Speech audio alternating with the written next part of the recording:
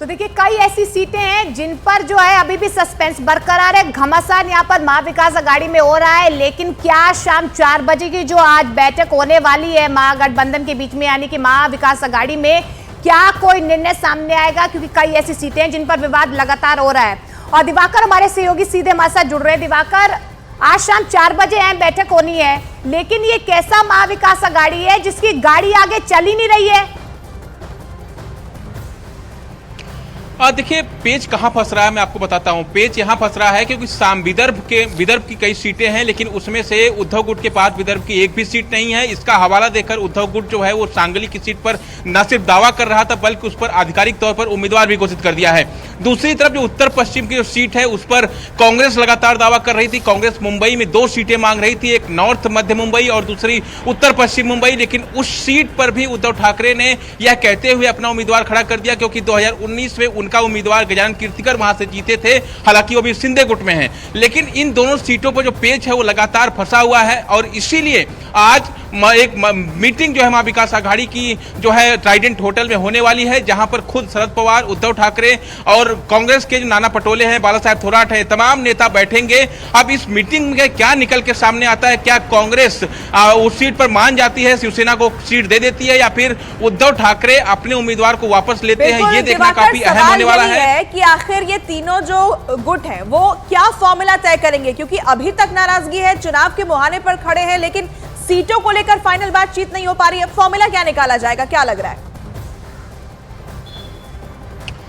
देखिए फॉर्मूला जो है वो लगभग तय हो चुका है, ऐसा एमबीए के नेता दावा कर रहे हैं। विवाद जो है 2 से 3 सीटों पर है। जैसे भिवंडी की सीट की अगर बात करें तो कांग्रेस वहां भी कह रही है कि वह उनकी परंपरागत सीट है, इसलिए एनसीपी उस सीट को ना मांगे, बल्कि उसकी जगह कोई दूसरी सीट वो देने को तैयार है। यही बात उद्धव गुट से कांग्रेस कह रही है कि आप सांगली की सीट छोड़ दीजिए, आपको हम दूसरी सीट देने के तैयार है, आप उत्तर पश्चिम की सीट छोड़ दीजिए, क्योंकि इन्हीं 2 सीटों की वजह से कांग्रेस में जबरदस्त नाराजगी है। जैसे ही उद्धव गुट ने कल लिस्ट जारी की थी, बाकायदा जो कांग्रेस के वरिष्ठ नेता हैं वो दिल्ली पहुंच गए थे, वहां पर आला कमान से उन्होंने जो है शिकायत भी की थी। और ऐसे में इसी सब दबाव के चलते जो है आज ये महाविकास अघाड़ी की बैठक हो रही है, और इस बैठक के बाद ही ये तय हो पाएगा कि आखिर सांगली और उत्तर पश्चिम की सीट पर क्या तय हो पाया, क्या वो उद्धव गुट के पास रहेगी या फिर कांग्रेस उसे वापस पाने में कामयाब हो पाएगी। बिल्कुल दिवाकर, तो शाम 4 बजे की इस बैठक पर नजर रहने वाली है। लेकिन एक और बड़ी जानकारी, महाराष्ट्र एनडीए में बात बनती हुई दिख रही है और आज मुंबई में महायुति यानी एनडीए सीट शेयरिंग की घोषणा कर सकती है। और इसके लिए सीएम एकनाथ शिंदे, उप मुख्यमंत्री देवेंद्र फडणवीस और अजीत पवार एक ज्वाइंट प्रेस कॉन्फ्रेंस कर सकते हैं, और सीट शेयरिंग के साथ ही उम्मीदवारों के नामों का ऐलान भी हो सकता है। तो ये बड़ी जानकारी महाराष्ट्र से मिल रही है। महायुति आज सीट शेयरिंग पर घोषणा कर सकती है। फाइनल जो ऐलान है वो आज किया जा सकता है। उम्मीदवारों के नाम आज सामने आ सकते हैं। ये बड़ी जानकारी मिल रही है कि मुंबई में आज प्रेस कॉन्फ्रेंस होनी है, और इसी प्रेस कॉन्फ्रेंस में महाराष्ट्र एनडीए में सीटों का फॉर्मूला जो तय किया गया है उसे सामने रखा जाएगा। तो सूत्रों के मुताबिक बीजेपी को 28, शिवसेना जो शिंदे गुट है, एनसीपी को 5 सीटें जो अजीत पवार का गुट है उन्हें मिल सकती है, शिंदे गुट को 14 मिल सकती है। तो देखिए ये फॉर्मूला जो है वो तय हो रहा है। लेकिन दिवाकर हमारे सहयोगी ज्यादा जानकारी के लिए हमारे साथ जुड़ रहे हैं। दिवाकर, क्या आज ऐलान हो जाएगा? क्योंकि अब महायुति में तो कहीं ना कहीं सहमति बनती नजर आ रही है। कब तक प्रेस कॉन्फ्रेंस होगी, क्या जानकारी मिल पा रही है? देखिए आसार तो साफ तौर पर नजर आ रहे हैं कि आज शाम तक जो है जो सीट शेयरिंग फॉर्मूला है महायुति में उसका ऐलान हो जाएगा। लेकिन उसके पहले जो नेता नाराज थे उनको मनाने का सिलसिला लगातार महायुति के वरिष्ठ नेताओं के द्वारा किया जा रहा है।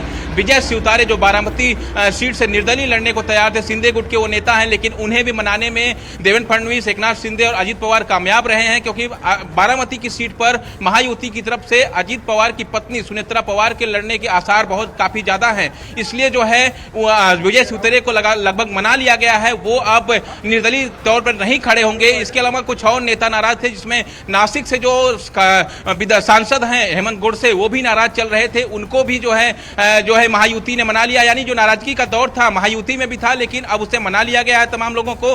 आशा ये जताई जा रही है कि आज शाम तक सीट फॉर्मूले का ऐलान हो जाएगा। हालांकि अभी वो समय डिक्लेयर नहीं किया गया है कि कितने बजे प्रेस कॉन्फ्रेंस होनी है, लेकिन जो अजीत पवार ने कल पुणे में बयान दिया था कि आज के दिन महायुति की एक बड़ी प्रेस कॉन्फ्रेंस होगी, जिसमें सीट शेयरिंग को लेकर तमाम चीजें साफ हो जाएंगी और उसके बाद महायुति चुनाव में जाने की तैयारी करेगी। शुक्रिया दिवाकर फिलहाल इस तमाम जानकारी के। तो महायुति में यहाँ पर जो है सीट शेयरिंग को लेकर बड़ा ऐलान हो सकता है, लेकिन इस बीच एक बहुत बड़ी खबर महाराष्ट्र से ही है।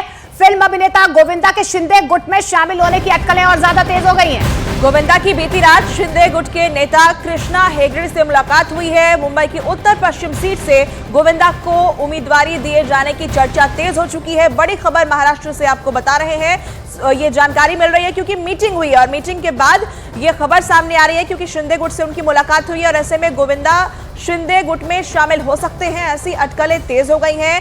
कृष्णा हेगड़े के साथ उनकी मुलाकात की तस्वीर है। देखिए, महाराष्ट्र और बिहार में इंडिया गठबंधन में क्षेत्रीय पार्टियों के साथ कांग्रेस का घमासान शुरू हो चुका है। कांग्रेस इस वक्त अपने दो सबसे भरोसेमंद सहयोगी दलों के बीच बुरी तरह से फंस गई है। महाराष्ट्र और बिहार में कांग्रेस के साथ बड़ा खेला हो गया है। उद्धव ठाकरे और लालू प्रसाद यादव दो ऐसे फैसले उन्होंने किए हैं जिसके बाद कांग्रेस के नेता पार्टी लीडरशिप पर सवाल उठा रहे हैं। और इन सब के बीच इंडिया गठबंधन के अंदर एकजुटता को लेकर बड़ा संकट पैदा हो गया है।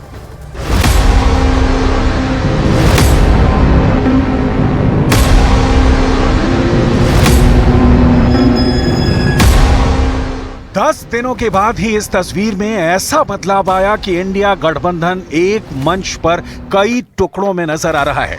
एक तरफ 17 मार्च और दूसरी तरफ 27 मार्च। 27 मार्च को आते आते सिर्फ 10 दिन के अंदर इस ताकत को बिखरते देखिए।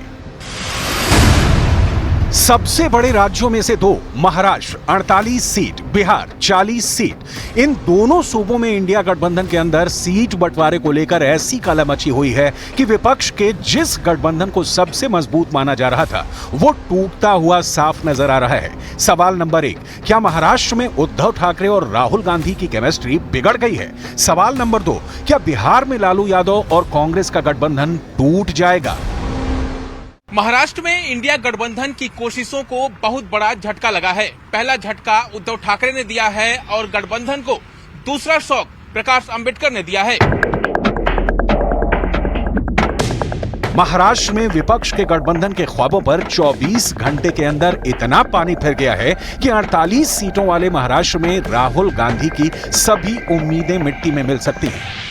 अभी तक सूत्रों से जो खबर सामने मिली है उसके मुताबिक उद्धव ठाकरे वाली शिवसेना 22 सीट पर लड़ेगी। देखिए, 22 सीट पर लड़ेगी और साथ ही शरद पवार वाली एनसीपी 10 सीट पर लड़ेगी। साथ ही कांग्रेस 16 सीट पर, यानी सीधे सीधे तीनों सीटों का जो समीकरण है 48 सीटें इन्होंने आपस में बांट ली है। अब सवाल क्या है? सवाल यह है कि विवाद कहां है? तो विवाद समझिए, शिवसेना उद्धव गुट की 16 उम्मीदवारी की लिस्ट को यहां पर कांग्रेस ने एक तरफा फैसला बता दिया है। इसमें सांगली सीट पर अपना उम्मीदवार खड़ा भी कर दिया है, जबकि ये कांग्रेस की सीट यहां पर रही है। दूसरा झगड़ा बताते हैं कि आखिर कहां पर फंसा हुआ है। क्या ये पेंच है जहां की 6 सीटों में कांग्रेस को 2 सीट मिलने की उम्मीद थी, जबकि उद्धव ठाकरे ने कांग्रेस के लिए सिर्फ 1 सीट यहां पर छोड़ी। यानी कांग्रेस की डिमांड 2 सीट की थी और मिली उसे सिर्फ और सिर्फ यहां पर 1 सीट। महाविकास आघाड़ी में सबसे बड़े पेज मुंबई की सीटों को लेकर फंसे हैं। उद्धव ठाकरे ने जब से मुंबई की 6 में से 5 सीटों पर उम्मीदवारों का ऐलान किया है, तब से कांग्रेस में खलबली मची है और इसका सबसे बड़ा नुकसान संजय निरुपम को बताया जा रहा है। वजह है वो सीट जहां से संजय निरुपम चुनाव लड़ना चाहते थे, लेकिन उद्धव ठाकरे की शिवसेना ने अमोल कृतिकर को वहां से टिकट दे दी है। उस उम्मीदवार के ऊपर भ्रष्टाचार का आरोप है। जो खिचड़ी सप्लाई की गई थी, उस खिचड़ी सप्लायर से उन्होंने दलाली खाई है। ऐसे खिचड़ी चोर उम्मीदवार को शिवसेना ने हमारे सर पे थोपा है। हम इसका सरासर विरोध करते हैं। कम से कम मैं ऐसे खिचड़ी चोर उम्मीदवार के लिए काम नहीं करूंगा। मैं अपने शीर्ष नेतृत्व से इतना ही कहना चाहूंगा कि मैं 1 आध हफ्ते ज्यादा से ज्यादा अब इंतजार करूंगा। मुझे मालूम है आप लोगों के मन में चिंता यह होगी कि हम अगला निर्णय क्या ले रहे हैं। मैं साफ साफ कहना चाहता हूं कि मेरे सामने अब सारे विकल्प खुले हैं। महाविकास आघाड़ी का संकट गहरा है। मुंबई नॉर्थ वेस्ट और मुंबई साउथ सेंट्रल, ये दोनों सीट कांग्रेस के हाथ से जाने पर मुंबई कांग्रेस ठगा हुआ महसूस कर रही है। सबसे बड़ा सवाल है कि उद्धव ठाकरे और राहुल गांधी दोनों मिले और दोनों के बीच सीट शेयरिंग पर बात कहां फंस गई।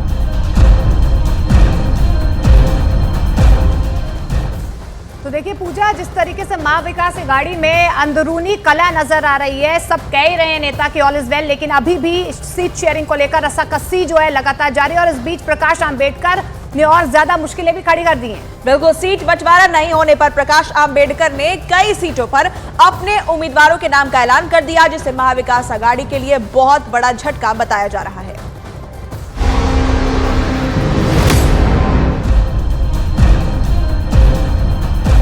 मुंबई की नॉर्थ ईस्ट सीट शिवसेना को मिलने से एनसीपी शरद पवार गुट भी नाराज है। एनसीपी ने 2009 में यहां से चुनाव जीता था। शिवसेना ने नॉर्थ ईस्ट मुंबई से संजय दीना पाटिल को मैदान में उतारा है। पाटिल इसी सीट पर पिछले 3 चुनाव में एनसीपी के उम्मीदवार थे। अगर शिवसेना को ऐसा लगता है कि वो अकेले दम पे पूरे एनडीए अलायंस को अपने कंधे पे खींच लेगी, तो वो बहुत बड़ी गलतफहमी में है और वो खुद भी डूबेंगे और पूरे एनडीए को भी डुबाएंगे। सांगली सीट पर दोस्ताना मुकाबले की भी बात हो रही है। अब इसका फॉर्मूला क्या होगा, इसे लेकर गेंद कांग्रेस की लीडरशिप के पाले में डाल दी गई है। वैसे विवाद सांगली और मुंबई की सीटों पर ही नहीं, बल्कि भिवंडी की सीट पर भी है। भिवंडी को लेकर शरद पवार और राहुल गांधी आमने सामने हैं। अब महाविकास अघाड़ी में दूसरा विवाद देखिए, वंचित बहुजन अघाड़ी। इसके लीडर प्रकाश आंबेडकर ने कह दिया है कि वो अब अकेले चुनाव लड़ेंगे। प्रकाश आंबेडकर गठबंधन में 15 सीटें चाहते थे, लेकिन उद्धव और कांग्रेस उन्हें 5 से ज्यादा सीट देने के लिए राजी नहीं हुए। इसके लिए उद्धव ने अपनी 2 सीट दी, कांग्रेस ने भी अपनी 2 सीट कुर्बान की और एनसीपी ने अपनी तरफ से 1 सीट दी। लेकिन प्रकाश आंबेडकर की डिमांड 15 सीट पर अटकी रही। इसके बाद प्रकाश आंबेडकर ने महाविकास अघाड़ी के साथ गठबंधन तोड़ने का ऐलान कर दिया। वंचित बहुजन अघाड़ी ने पहले फेज के अपने उम्मीदवारों की लिस्ट जारी कर दी है। प्रकाश आंबेडकर खुद अकोला से चुनाव लड़ेंगे। सीट शेयरिंग का विवाद विपक्ष सुलझा नहीं पाया और अब इसका बड़ा असर महाराष्ट्र के फैसले पर पड़ सकता है।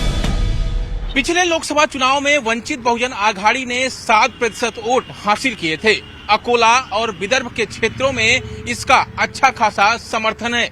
ऐसे में अगर वह अकेले चुनाव लड़ती है तो इसका अच्छा खासा नुकसान महाविकास अघाड़ी को ही होगा। हालांकि नागपुर में प्रकाश आंबेडकर ने कांग्रेस को समर्थन दिया है और कहा है कि वहां पर वो अपना उम्मीदवार नहीं उतारेंगे।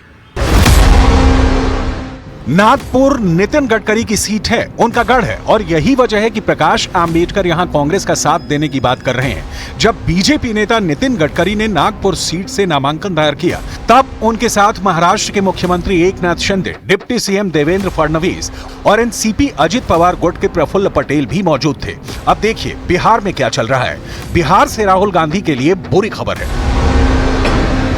खबर यह है कि बिहार की 40 लोकसभा सीटों में कांग्रेस ने शुरू में आरजेडी से 15 सीटें मांगी। लालू यादव ने कहा कि 15 नहीं, कांग्रेस को 9 सीटों से ज्यादा नहीं दे पाएंगे। बाद में लालू यादव ने कहा कि अब 6 सीट से ज्यादा नहीं मिलेगी।